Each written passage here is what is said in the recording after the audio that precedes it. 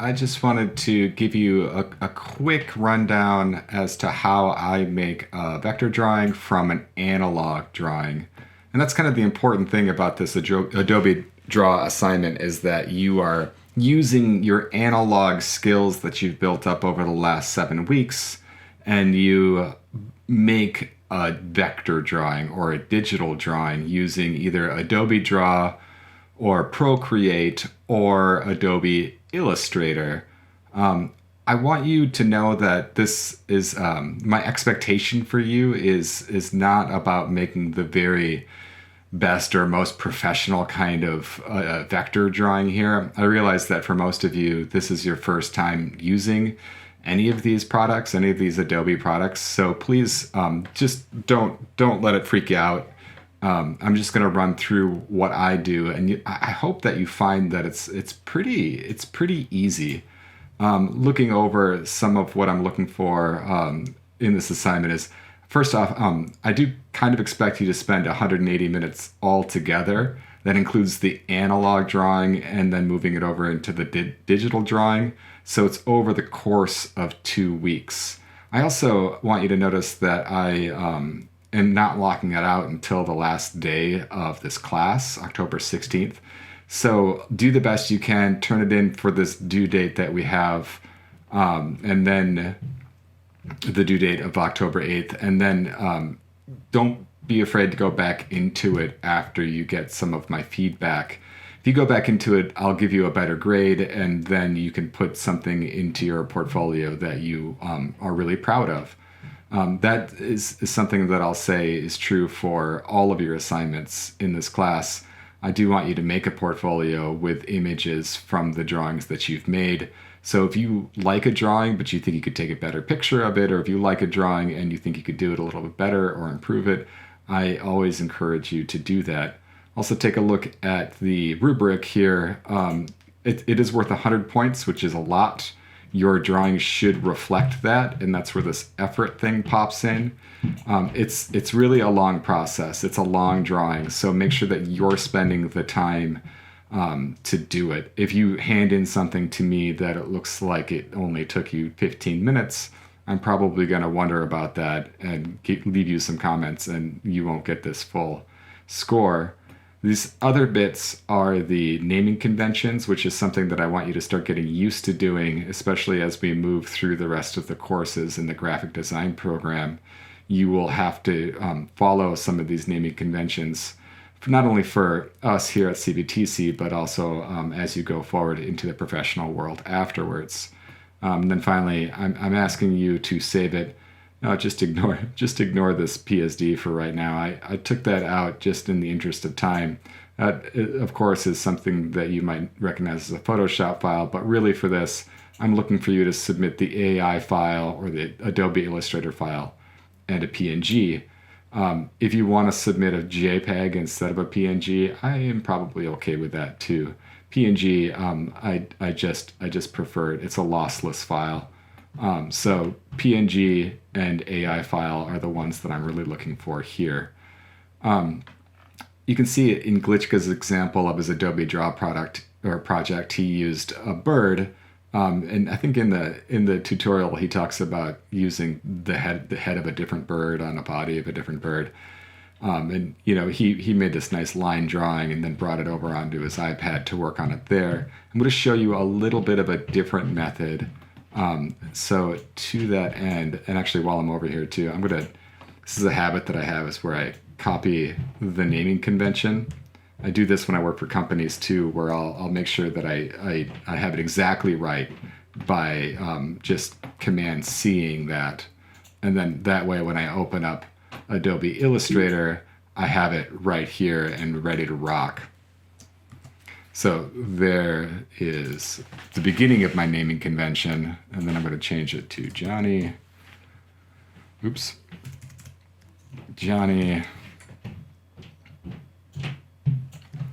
Wheeler. And then I want to go to art and illustration here. I want to go to poster size. None of this is really in the rubric. This is, again, this is how I do it. When I do illustrations like this, I like to work kind of big. And then I want to, thinking about what my drawing is, I'm gonna make it landscape orientation, and not portrait orientation. Landscape just means that it's on its side, and portrait just means that it's vertical or up and down. I really only need one artboard for this, so I'm just gonna probably just leave the rest of this alone. I'm gonna hit create. And here I have my artboard that I can work on. I am gonna just take a quick look. Yep, we look fine. I'm gonna go to my image. This is just my drawing that I made for just specifically for this project. I figured since Von Glitchka was doing a bird that I would stick with doing an animal. I considered doing a lot of different things, and I would say in this project you have a lot of free reign to just choose your own style. I chose my favorite animal, which is a horseshoe crab, which I get that's a little bit weird, but I just like them. Resizing this image, all I'm doing is I'm just pulling on these toggles. If I hold onto the shift button as I do it, it'll keep the the aspect ratio right. If I don't hold shift, it'll get all weird like that. I'm gonna hit Command Z to come back. So again, I can resize this image in Illustrator just by moving this and then holding down onto my shift button to keep the to keep it not weird. I'm gonna move it kind of directly into the middle. And this is a pen drawing that or a pencil drawing that I made, and I kind of outlined it really dark here. I think I used a little bit of pen. Use some cross hatching. There's not a lot of shading going on here because I probably won't use a lot of shading when I actually draw this. I have a tendency to tape off things, and I have a tendency to name the things that I draw. I tend to draw a lot of things, so it's kind of important for me to keep records of it in the way that I like to keep records. Any way that you do that, you probably should. But that's kind of up to you and your own style.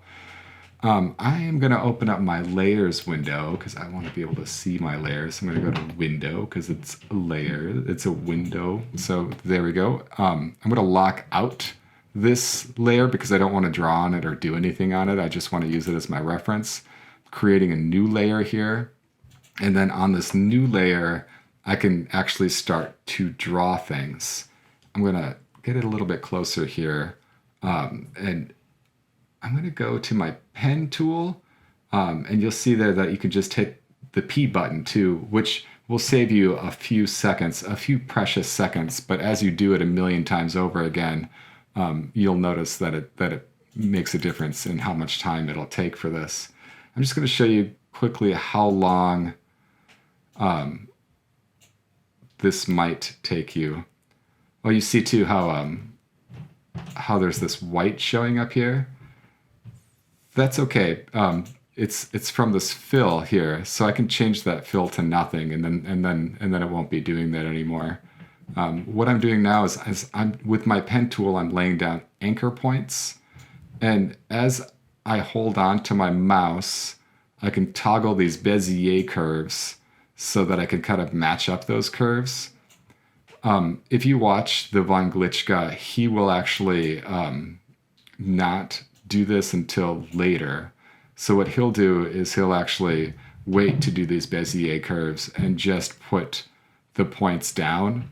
For me, I'm just going to go around my big parts of this drawing. If you get something if you want to get a little closer, you can hit, for me it's Command plus if you're on a Mac. I think it's Control plus probably if you are not on a Mac.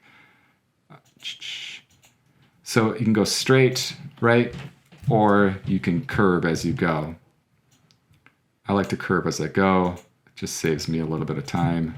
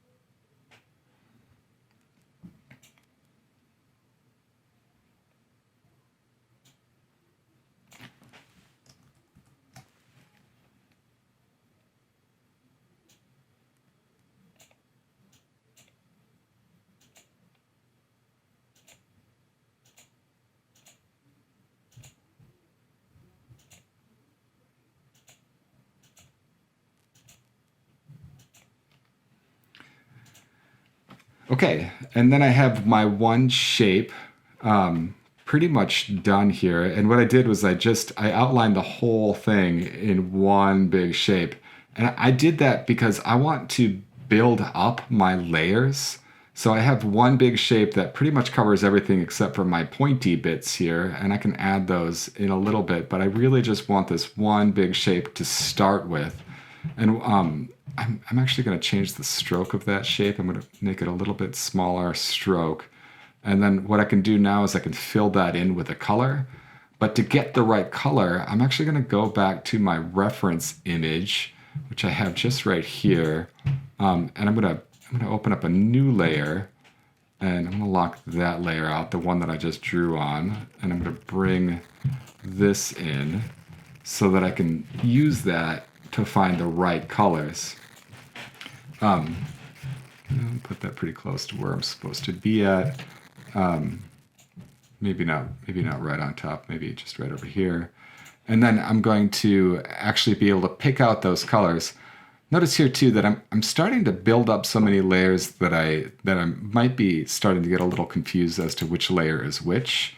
So I'm just gonna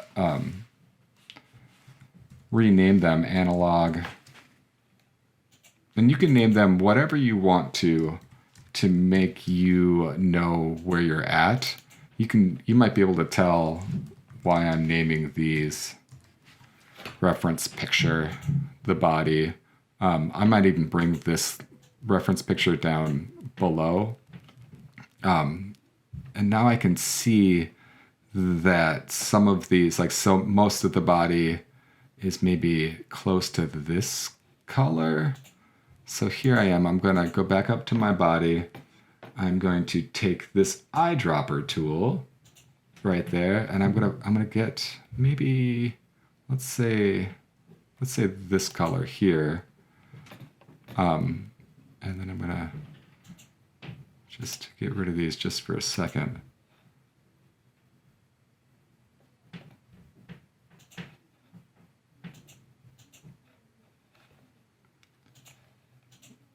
I'm going to click on my shape that I made here, and then I'm going to go to my eyedropper tool, and I'm going to, let's say this color there. Maybe that color. Maybe that color.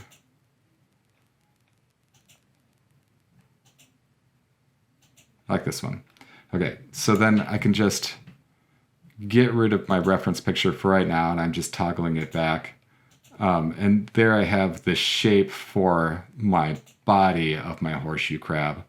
Now what I can do is I can make a new layer, and on this layer I can start to work out some of the details of my horseshoe crab. I'm going to call that details.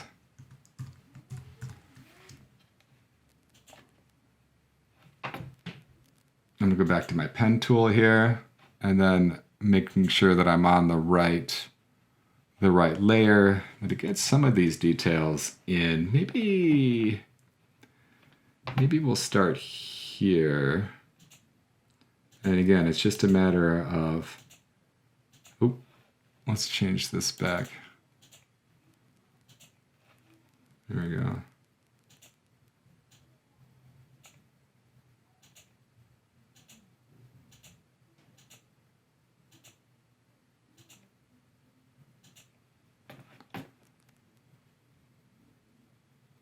I'll move that stroke up a bit too, just so I can see what I'm doing here.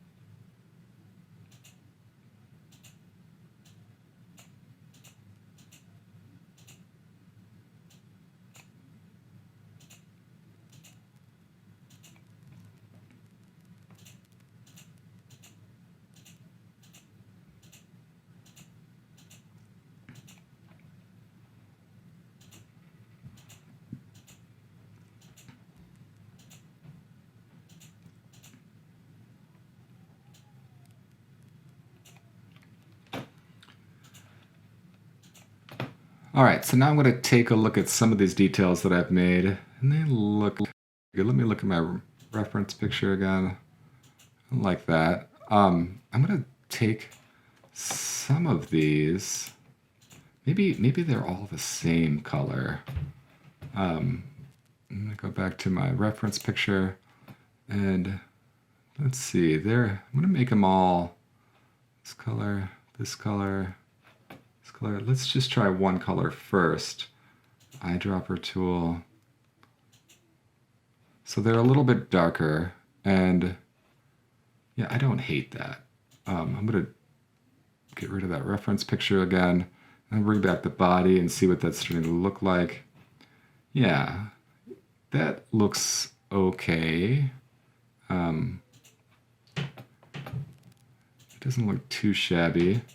If I bring this opacity down, you'll notice that it'll kind of bring out some of that background a little bit more, so it'll actually kind of have the effect of making the details I just made in a little bit lighter.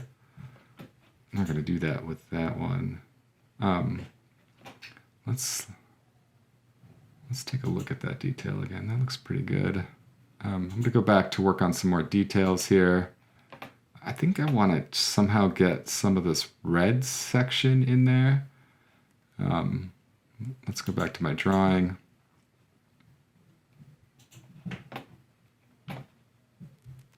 Back to my pen tool.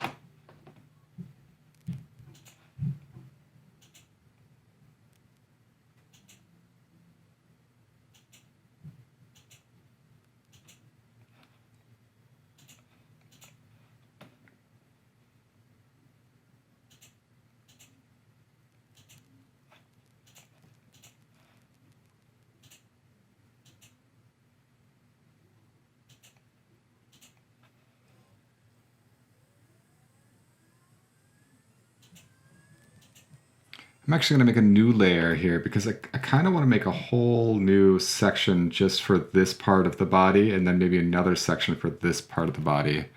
So I'm going to make a new section here. I'm going to call it left, left, right.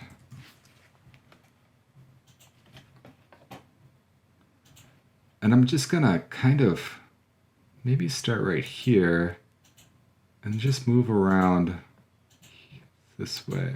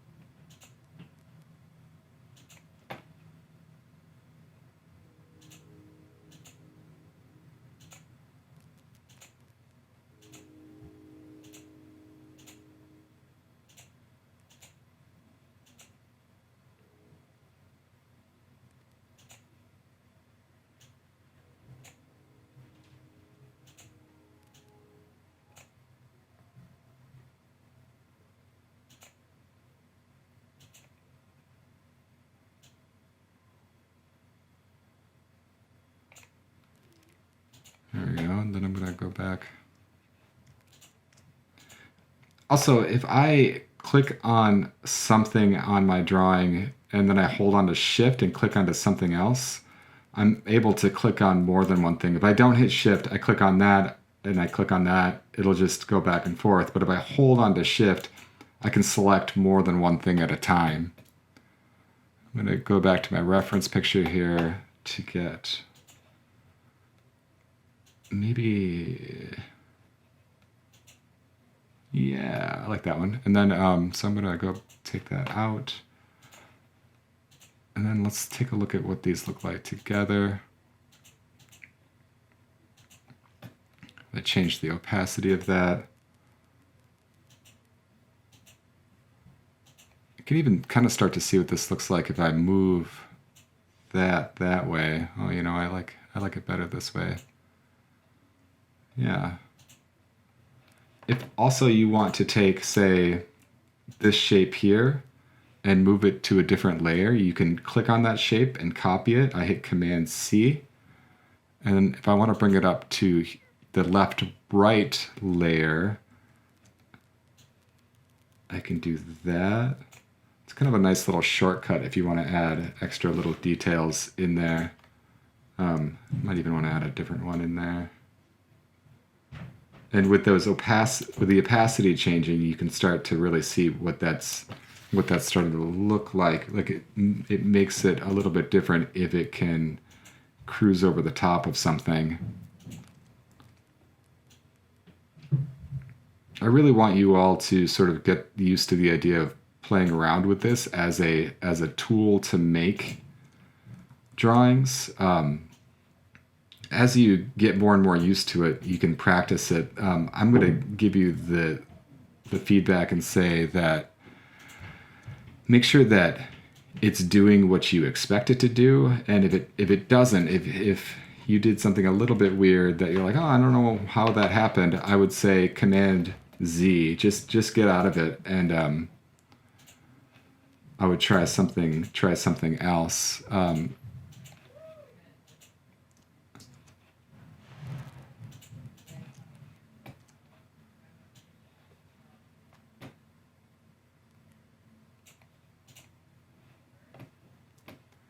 I'm going to make a new layer for the tail.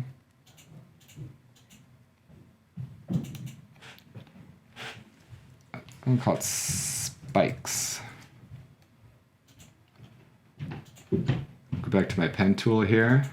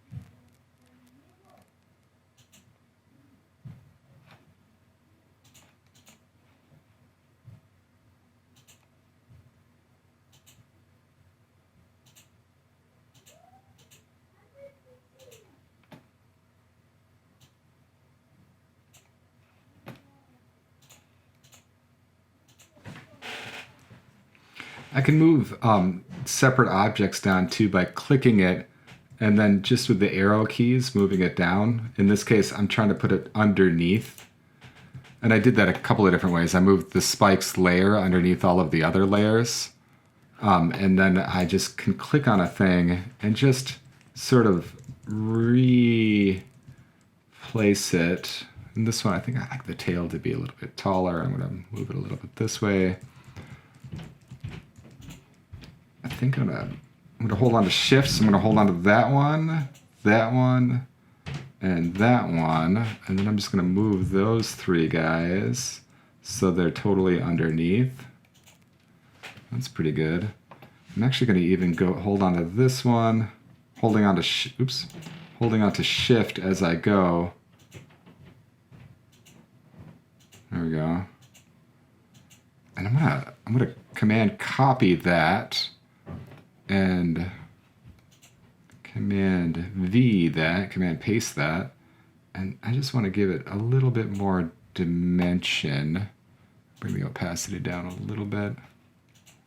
And that way it kind of adds a little bit of, maybe I don't love that. Let's change the opacity again, and I'm going to scooch it to the left a little bit using my arrow keys. I'm scooching it to the left. That's pretty good. I'm going to do the same thing with these guys here. Command C, Command V, change the opacity a little bit, and then I'm going to move it right over here. That's all right. I think I like that. Notice too, with the tail, if I look at my reference picture again, it's got some darkness going on there, and in my analog picture too. Yeah, there's definitely, it's darker on that one side, so I'm gonna use that to my advantage when I'm drawing this. I'm gonna take this shape and I'm gonna command C, command V, and I'm going to rotate it a little bit and bring it back to about here. There we go. I'm actually gonna make it a little bit skinnier and bring it back over here again. You know what? I rotated it. Now I just want to rotate it back again.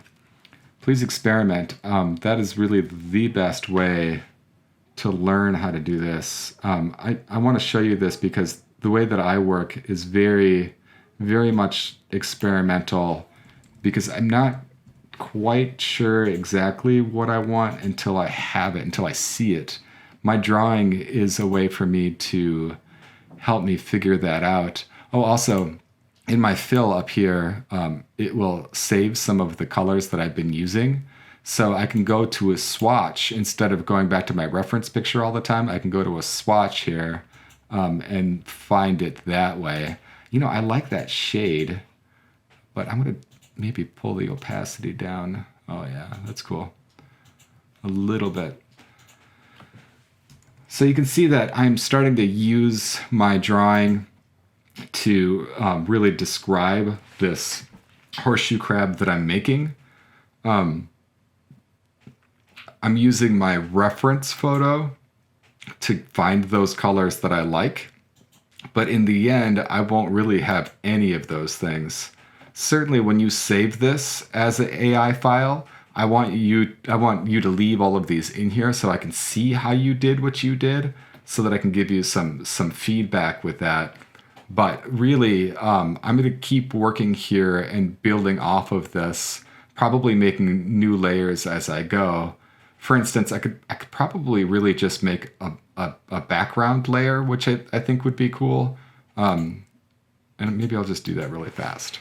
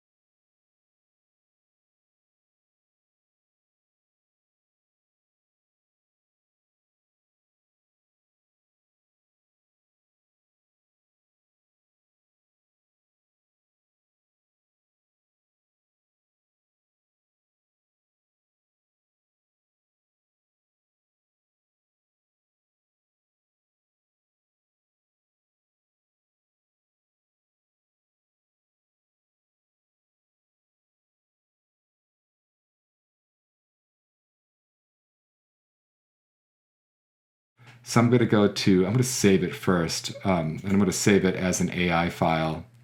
So I went to File, Save As, double check my naming convention. I like to save it to the desktop just so that I know where it is so I could find it really easily. You save it wherever you want to save it. Maybe you're saving it to an external hard drive or however or cloud, wherever you want to save it. I want to save it as an AI file, an Adobe Illustrator file. And then I'm going to just hit save. This looks fine. A little bit of advice. If it pops up with a window that says, hey, are you sure you want to do this? The answer is almost always yes. Now I'm going to show you how to save it as a file that can open, really. The AI file is just, it'll open in Illustrator, but we'll have to save this a little bit differently to save it as a PNG, and that's an export. So there's a save as, and then there's an export. And that export should be a PNG. And PNG is nice because it's a lossless file, which means that it doesn't get super compressed like a JPEG would. If you do turn in a JPEG, that's fine, as long as you turn it in with an AI file too. But I do prefer a PNG along with your AI file. Double check the naming convention, export, background color is okay. And then once it's done with the beach ball of death here, let's take a look and see if it actually saved in the right spot. Okay, I'm going to minimize that. And here's the AI file, and here's the PNG file right there. So I have the PNG and the final file. I hope that makes sense. You can turn in those two files into this project to be finished with this project. Keep in mind that it should look like you took a little time with it. I would say that I would like to spend more time drawing on this, and I think that you could probably turn something in that it looked like it spent some time on, like you spent some time on it, and then go back and work on it some more if you want to. I don't think there's anything wrong with that. The close date won't be until the last day of class, even though the due date for this is coming up pretty soon. So just keep in mind that you can maybe spend as much time on this as you need to, but I will be looking that you spent probably more than an hour on it. Altogether, from your analog to your final digital project, it should look like you spent, what did I say, 180 minutes. And that's a pretty sizable chunk of your day. That's a pretty big project. But again, we're coming to the end of this class, so probably spending some time on this project makes some amount of sense. As always, please feel free to reach out to me. I hope that you kind of understood how using an analog drawing technique to move into a vector drawing technique can really help you make some of those decisions. By using the analog drawing techniques, you're really just using that progressive skill of building up from a sketch and then going up into something that's a little bit more design friendly.